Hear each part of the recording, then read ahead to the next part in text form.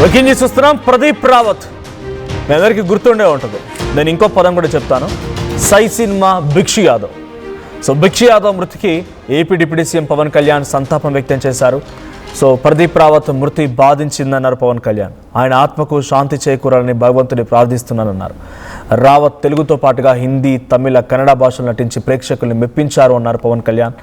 నేను నటించినటువంటి సర్దార్ గబ్బర్ సింగ్, కాటమరాయుడు చిత్రాల్లో కూడా ఆయన యాక్ట్ చేశారు అంటున్నారు సో పవన్ కళ్యాణ్. సో ఇంకోవైపు ప్రదీప్ రావత్ కుటుంబం సభ్యులకి ప్రగాఢ సానుభూతి తెలియజేస్తున్నట్టుగా ఎక్స్ వేదికగా పవన్ ట్వీట్ చేశారు. సో ప్రజెంట్ నిన్న రాత్రి హార్ట్ స్ట్రోక్తో ప్రదీప్ రావత్ మృతి చెందారు. ముంబైలోని ప్రదీప్ రావత్ అంత్యక్రియలు కూడా జరగబోతున్నాయి. హాజరు కానున్నారు మరి పలువురు సినీ, రాజకీయ ప్రముఖులు కూడా. సో ఒక్కసారి పవన్ కళ్యాణ్ ట్వీట్ చూద్దాం. సో పవన్ కళ్యాణ్ ట్వీట్ ద్వారా ఆయన ప్రదీప్ రావత్కి సంతాపం వ్యక్తం చేస్తూనే చాలా కీలకంగా ఆయన తన సినిమాలు నటించారని చెప్పుకొచ్చారు. శ్రీ ప్రదీప్ రావత్ గారు ఆత్మకు శాంతి చేకూరాలని ప్రముఖ నటుడు శ్రీ ప్రదీప్ రావత్ గారు మృతి బాధాకరం. ఆయన ఆత్మకు శాంతి చేకూరాలని భగవంతుని ప్రార్థిస్తున్నాను. హిందీతో పాటు తెలుగు, తమిళ, కన్నడ భాషల్లో కూడా నటించారు ప్రదీప్ రావత్. ప్రతినాయకుడిగాను పలు భిన్నమైనటువంటి పాత్రలతో ప్రేక్షకుల్ని మెప్పించారు. నేను నటించినటువంటి సర్దార్ గబ్బర్ సింగ్, కాటమరాయుడు ఈ చిత్రాలతో ఆయన ముఖ్య పాత్రలు పోషించారు. శ్రీ ప్రదీప్ రావత్ గారి కుటుంబ సభ్యులకు నా ప్రగాఢ సానుభూతి తెలియజేస్తున్నాను అని చెప్పి ఆయన ఒక ట్వీట్ చేశారు. So present Pawan Kalyan tweet కొంత ఎమోషనల్గానే ఉంది. సో ఇంకోవైపు ప్రదీప్ రావత్ గురించి చాలామంది భిక్షు యాదవ్గా తెలుగు ఇండస్ట్రీకి పరిచయమైన తర్వాత అద్భుతమైనటువంటి సినిమాలను చేశారని తెలుగులో కూడా. సో ప్రస్తుతమైన వయసు 74 ఏళ్ళు. కొంత ఆయనకి క్యాన్సర్ కూడా సోకినట్టు తెలుస్తోంది. చికిత్స పొందుతూనే నిన్న హార్ట్ స్ట్రోక్తో ఒకవైపు చికిత్స పొందుతూనే సో ఆయన హార్ట్ స్ట్రోక్తో ఇప్పుడు చనిపోయినట్టు తెలుస్తోంది. సో ప్రైవేట్ ఆసుపత్రిలో కంటిన్యూస్గా చికిత్స పొందుతున్నారు. సో స్టాలిన్ సినిమా తీస్తూ ఉన్న సమయంలో షూటింగ్లో కాకినాడకు చెందినటువంటి కళ్యాణి అనేటువంటి ఒక అమ్మాయితో ప్రేమలో పడి ఆయన పెళ్లి చేసుకున్నారు. సో కళ్యాణి అనేటువంటి తెలుగు అమ్మాయితో పెళ్ళి, ఆ తర్వాత సై సినిమాతో ఇక్కడ పరిచయం. సో తెలుగుతో కూడా చాలా పెద్ద ఎత్తున గొప్ప అనుబంధం అయితే ఆయనకు ఉందనేది అర్థమవుతోంది. సో ఫస్ట్ నాటకాలు వేస్తూ ఉండేవారు. నాటకాల నుంచి మెల్లిగా ఆయనకి అదే ముందు కొనసాగుతూ ఉండేది. సో ఢిల్లీలో పుట్టింది పెరిగిందంతా ఢిల్లీలోనే, కానీ ఆయన వృత్తిరీత్యా, ప్రొఫెషన్ రీత్యా ముంబైలో సెటిల్ అవ్వాల్సి వచ్చింది. సో అక్కడ సెటిల్ అయిపోయారు. ముంబైలోనే ఉంటూ విభిన్న పాత్రల ద్వారా తెలుగు ప్రేక్షకులకి, తమిళకి, కన్నడకి, మలయాళంకి, ఇంగ్లీష్లో అన్నిట్లో కూడా అన్ని లాంగ్వేజెస్లో దాదాపుగా సౌత్ ఇండియన్ లాంగ్వేజెస్తో పాటుగా అటు బాలీవుడ్లో కూడా యాక్ట్ చేశారు ప్రదీప్ రావత్. సో ఫస్ట్ తెలుగులో ఇంట్రడ్యూస్ అయింది మాత్రం సై సినిమాతోనే. రాజమౌళి తీసినటువంటి సై సినిమా ద్వారా ఇంట్రడ్యూస్ అయ్యారు. అనేక ప్రశంసలను కూడా పొందారు ఆ క్యారెక్టర్ ద్వారా, భిక్షు యాదవ్ అనేటువంటి ఆ వైల్డ్ క్యారెక్టర్ ద్వారా. సో నాటకాలతో వేసుకున్నటువంటి ఆయన బ్యాంక్ ఉద్యోగం చేస్తూ ఉండేవాడు. బ్యాంక్ ఉద్యోగంలో భాగంగానే ట్రాన్స్ఫర్లో ముంబైకి వచ్చారు. అక్కడికి వచ్చిన తర్వాత ఆయన ఫేస్ కట్ని, ఆయన అటైర్ని చూసినటువంటి చాలామంది తన తోటి మిత్రులు కూడా నువ్వు ఇలా కాకూడదు, ఇంకా యాక్టింగ్లోకి వెళ్ళు అన్న తర్వాత ఆయన యాక్టింగ్లోకి ఎంట్రీ ఇచ్చారు. ఆ తర్వాత నాటకాల్లో కొనసాగుతూనే అక్కడక్కడ ప్రదర్శనలు ఇచ్చేవారంట. సో అప్పుడు బాలీవుడ్కు సంబంధించినటువంటి ఒక యాక్టర్ స్మితా పాటిల్ తనని గమనించి ఆయనని ఒక మహాభారత్ టీవీ సంబంధించి ఒక సీరియల్ డైరెక్టర్కి ఇంట్రడ్యూస్ చేస్తే అక్కడి నుంచి ఆయన వెనుకడుగు వేయలేదు. అమితాబ్ బచ్చన్తో అగ్నిపత్ సినిమాతో కూడా ఆయన నటించారు. అదొక చాలా కీలకమైన టర్నింగ్ పాయింట్ ఆయన దాంట్లో. తర్వాత ఆ సీరియల్లో అశ్వత్థామ పాత్ర కూడా పోషించారంట. మొదటి సీరియల్ అశ్వత్థామ అయింది. ఆ తర్వాత అగ్నిపత్, ఇలా చాలా సినిమాలు వచ్చాయి. ఇక భిక్షు యాదవ్తో పాటుగా కొన్ని గుర్తింపు పొందినటువంటి సినిమాలు, క్యారెక్టర్లు ఏంటంటే లగాన్ తర్వాత హిందీలో ఫుల్ బిజీ అయిపోయారు ఆయన. తర్వాత తెలుగులోకి రాజమౌళి తీసుకొచ్చి సై సినిమాలో భిక్షు యాదవ్గా చూపించారు. ఆ తర్వాత దక్షిణాది సినిమాల్లో ఆయన కంప్లీట్గా ప్రదీప్ రావత్ పేరు కాస్త భిక్షు యాదవ్గానే మారిపోయింది. తెలుగులో భద్రా సినిమాలో వీరయ్యగా, దేశముదురులో తంబిదురైగా, ఛత్రపతి సినిమాలో రాజ్ బిహారీగా, లక్ష్మీ సినిమాలో రాయుడుగా, ఏ క్యారెక్టర్ వేసినా కూడా దాంట్లో అట్లా పరకాయ ప్రవేశం చేస్తూ ఉండేవారు.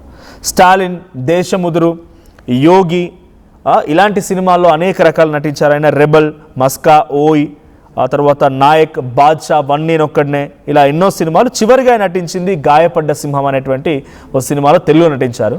సో అద్భుతమైనటువంటి నటన ఉండేది. అటు రామ్ పోతినేనితో అద్భుతంగా నేను శైలజ సినిమాలో తన ఫ్రెండ్ క్యారెక్టర్ వేశారు. సో నాట్ ఓన్లీ విలన్ క్యారెక్టరే కాదు, నవ్విస్తున్న పాత్రలు కూడా ఉన్నాయి. మర్యాద రామన్న సినిమాలో నవ్వించారు, రామ్ పోతినేనితో నవ్వించారు. సో నవ్వించే పాత్రలు ఉన్నాయి. అంతటి ఒక దేహదారుఢ్యం కలిగినటువంటి వ్యక్తిగా విలన్గానే కాకుండా నటనలో నవ్వులో కూడా పూజించేవారని చెప్పి ప్రదీప్ రావత్కి అయితే ఒక గొప్ప పేరైతే ఉంది. సో దాని విషయం పైన పవన్ కళ్యాణ్ గుర్తు చేసుకున్నారు ఇప్పుడు కాటం రాయుడు అండ్ సర్దార్ గబ్బర్ సింగ్లో నాతో పాటుగా నటించాడు అని చెప్పి ఆయన గుర్తు చేసుకున్నారు. సో ప్రదీప్ రావత్ మరణం నిజంగానే ఒక రకంగా చాలామందిని షాక్కు గురి చేసింది, ఎవరు కూడా ఊహించలేదు. సో ఆయన కొంత దూరంగానే ఉంటున్నారు, మరీ అంత అగ్రెసివ్గా సినిమాల్లో అప్పటి మాదిరిగా నడవట్లేదు, అప్పట్లాగా రెగ్యులర్గా షూట్స్ ఉండట్లేదు, రెగ్యులర్గా ఆయన అటెండ్ అవ్వట్లేదు, చాలా రేర్గా పిక్ చేసుకుంటూ ఉన్నారు. సో ప్రదీప్ రావత్ మరణం మీకు ఎలా అనిపించిందో కామెంట్ చేయండి. సో ఇంకా కంటిన్యూస్గా అంటే ఒకప్పుడు విలక్షణమైనటువంటి నటనలు ఇప్పుడు అంతా ఎలా ఉండిపోయిందనంటే ఈ ఫిట్నెస్ ఉంటేనే సినిమాకి హీరో, ఈ ఫిట్నెస్ ఉంటేనే విలన్ అనేగా లేదు. ఒకప్పుడు ఈ ఫిట్నెస్ ఉంటేనే 6 అడుగులు ఎత్తుండాలి, ఫెయిర్గా ఉండాలి, ఫుల్ హెయిర్స్ ఉండాలి, ఇలాంటివి ఉంటేనే హీరోలుగా కన్సిడర్ చేసేవాళ్ళు. ఇప్పుడు యాక్టింగ్ టాలెంట్ ఉంటే చాలు, సోషల్ మీడియాలో కూడా స్టార్లు అయిపోతున్న వాళ్ళు ఉన్నారు. అలాంటి సమయంలోనే అందరినీ మెప్పించారు అప్పుడు, ఇప్పుడు, ఎప్పుడు కూడా. సో ప్రదీప్ రావత్ విలన్గా సై సినిమాల్లో నటించినటువంటి క్యారెక్టర్ అందరూ చూసి షాక్ అయిపోయారు. ఒక కాలేజీలో జరుగుతున్నటువంటి పరిణామాల్లో ఒక భిక్షు యాదవ్ పర్ఫెక్ట్ హైదరాబాదీ సంబంధించినటువంటి ఒక లాంగ్వేజ్ కానీ లేకపోతే ఆయన వేసినటువంటి క్యారెక్టర్లో ఆయన ఇమిడినటువంటి తీరు కానీ చాలా అద్భుతంగా నటించారు ఆ సినిమా. సో చాలామంది ప్రదీప్ రావత్ మరణం అంటే ప్రదీప్ రావత్ ఎక్కువగా అందరు తెలుగు వాళ్ళే అనుకునేవారు, అంటే అంతటి స్థాయిలో ఉండేది. తెలుగువాడేమో ఆయన, తెలుగులోనే ఇక్కడే ఉండేవారేమో, తెలుగుకు సంబంధించిన యాక్టర్ ఏమో అనుకునేవారు. కానీ అన్ని భాషల్లో నటించినటువంటి ఆయన రకరకాల అవార్డ్స్ కూడా పొందారు. So Pradeep Rawat best known for his roles Ghajini, Lagaan, B R Chopra's Mahabharat, దీంట్లో ఆయన ఒక ఫేమస్ అని చెప్పాలి. So the news of his demise first shared by his fellow actor Yashpal Sharma first ఆయన మరణ వార్తని షేర్ చేశారు. He wrote that Pradeep Rawat our Ghajini Deva of Lagaan is no more అని పోస్ట్ చేశారు ఆయన.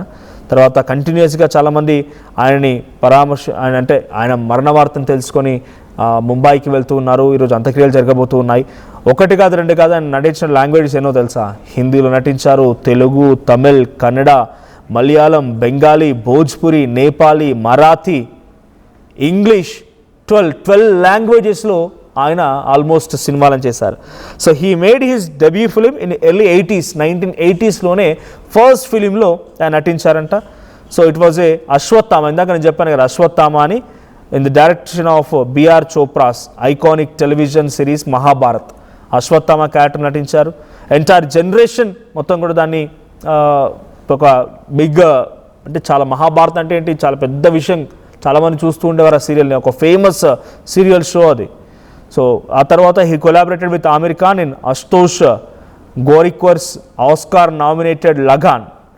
సో లగాన్లో ఆమిర్ ఖాన్తో చేశారు. సో దేవాసింగా క్యారెక్టర్. సో తర్వాత ఏఆర్ మురుగదాస్ తమిళ్ బ్లాక్ బస్టర్ గజనీలో 2005లో నటించారు. సో గజనీలో అయితే Dharmatma was widely appreciated. Ghajini Dharmatma అనేటువంటి ఆ క్యారెక్టర్ మాత్రం అద్భుతంగా పండించారని చెప్తున్నారు. సో 2008లో హిందీ రీమేక్ కూడా అయింది. ఆ తర్వాత మేజర్ టర్నింగ్ పాయింట్ వచ్చేసి ఎస్ఎస్ రాజమౌళి సై సినిమా. మేజర్ టర్నింగ్ పాయింట్ ఆయన కెరీర్లో అని అంటే ఎస్ఎస్ రాజమౌళిలో ఆయన నేతృత్వంలో వచ్చింది, ఆయన దర్శకత్వంలో వచ్చినటువంటి సినిమా సై సినిమాలో భిక్షు యాదవ్ క్యారెక్టర్ మాత్రమే ద మోస్ట్ టర్నింగ్ పాయింట్గా చెప్తున్నారు. సో తర్వాత కంటిన్యూస్గా తెలుగు సినిమాల్లో కూడా స్పై, స్టాలిన్, రౌడీ రాథోర్, వీరం, వన్ నేనొక్కడినే, లౌక్యం, నేను శైలజ, సరైనోడు, నేనే రాజు నేనే మంత్రి, ఆ తర్వాత ఐరాతిల్, ఇరువాయుర్, market Raja, MBBS and miss match. Telugu, Tamil, Hindi, Bhojpuri, Bengali, Marathi 12 లాంగ్వేజెస్లో ఆయన సినిమాలు ఉన్నాయంటే ఏ స్థాయిలో ఆయన విలక్షణంగా నటించేవారో అర్థమవుతుంది. సో ప్రదీప్ రావత్ మరణం పైన ఆయనను చూడగానే మీకు గుర్తుకొచ్చే క్యారెక్టర్ కానీ డైలాగ్ ఏదైనా కనుక ఉంటే సరదాగా మీరు కూడా మీ అభిప్రాయాన్ని షేర్ చేసుకోండి కామెంట్ రూపంలో.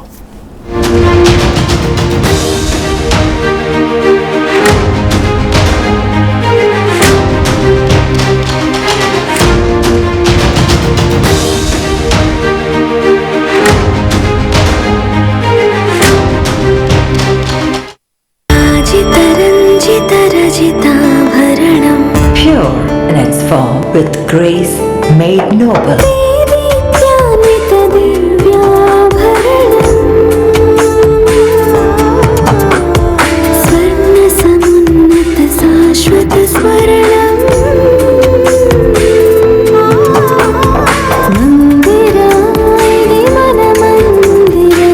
Mandira Premium Silver Jewelry by Manipali.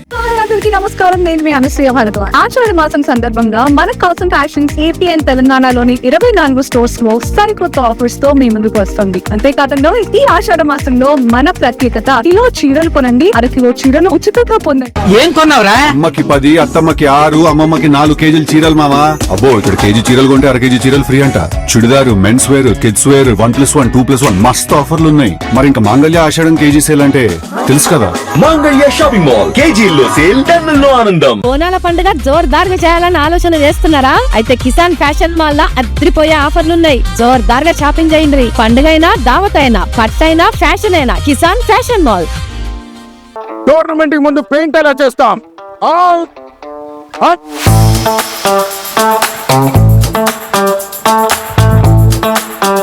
Plan అయితే చాలా బాగుంది సార్. స్టేడియం పరిస్థితి చూడండి. టోర్నమెంట్ ముందు పెయింట్ ఎలా చేస్తాం? టెక్నో పెయింట్స్ ఉందిగా. Techno paints, township, dam, stadium లేదా మనీళ్లు పెయింట్స్ నుంచి పెయింటింగ్ వరకు పూర్తి సొల్యూషన్ కావాలంటే మేమున్నాం. కానీ సార్, టైం కి పూర్తవుతుందా?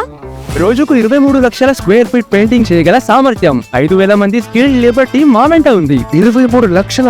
అవును, ప్రపంచ స్థాయి రంగులు, అద్భుతమైన షేడ్స్ తో భారతదేశపు అసలైన పెయింట్ మరియు పెయింటింగ్ శక్తిని నేనే. VR Techno Paints. Techno paints.